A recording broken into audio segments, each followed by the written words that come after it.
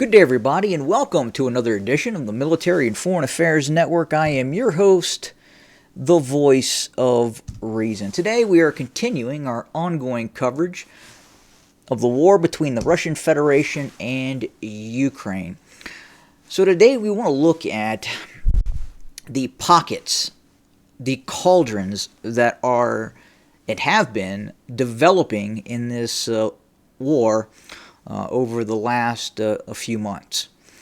Now, with that being said, we are continuing to see the mobilization of both sides in this conflict.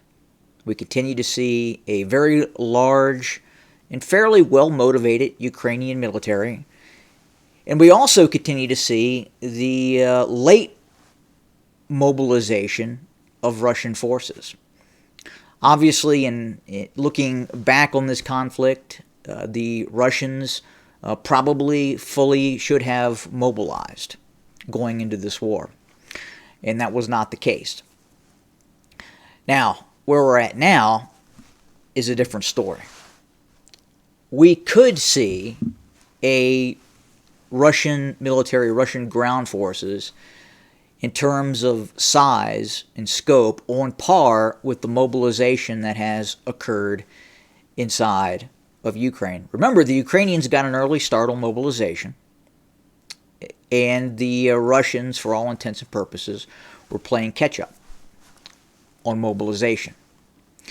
Now, that mobilization continues inside of Russia, not just the recruitment of soldiers, but more importantly, the military-industrial complex.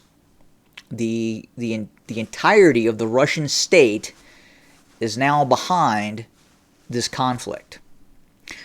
And what's interesting is over the course of the last few weeks, we have not seen a lot of maneuver operations, and for that matter, a lot of operations by the Russian ground forces.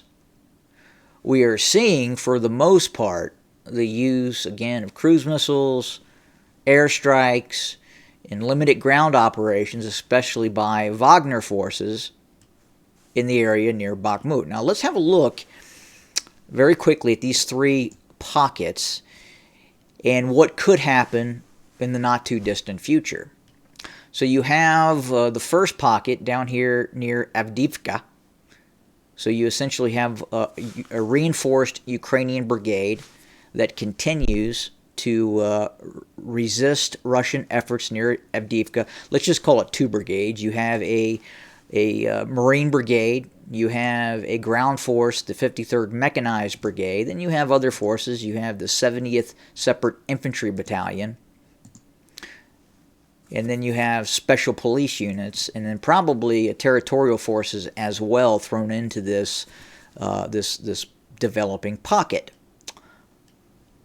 To the north, you have the one that everyone's been watching very, very closely over the course of the last several weeks, and that's Bakhmut. In this pocket, you have essentially 1, 2, 3, 4, 5, 6, 7 Ukrainian brigades, of which 1, 2, 3, 4 could in fact be trapped in the city of Bakhmut. Then if we go further to the north is the big pocket that I don't think a lot of people are looking at this point. And this, I would say at this point, is one of the most likely areas where come late summer we could see a very large Russian military operation with the intent of enveloping and destroying what could be an entire Ukrainian corps inside of this pocket. We know that right now there are a multitude of Russian divisions to the north of Seversk, just to the north of Kreminna. And then to the south, we have additional Russian units that have reinforced Soledar and Krasnohora. So again, as we approach summer, going into late summer, we have seen a very low tempo of Russian operations, and partly that is because of the weather. It is a very muddy environment right now in Ukraine. It is very difficult to conduct offensive operations in the type of terrain and what that low water table does to the terrain in this area. You can research it yourself, but this black earth, this very fertile land, becomes very deep mud that can trap armored vehicles, tanks, and wheeled vehicles, obviously, as well. But once this dries up and we start to go into late summer, combined with this continued buildup by the Russian military, again, we have not seen very large operations by the Russian military for quite some time. And again, that combined with the continued military buildup that we are seeing by Russian forces, we could see, again, at the onset of summer, late summer, a very large operation directed at these three developing pockets of Ukrainian forces. Again, the Seversk pocket, the Bakhmut pocket, and then finally the Avdiivka pocket as well. So things are pretty static right now, but we anticipate, again, going into late summer, this is going to change.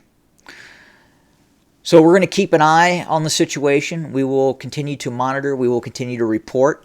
And obviously, we expect that the conflict will go from a fairly static conflict as it is now to something that looks much different in summer.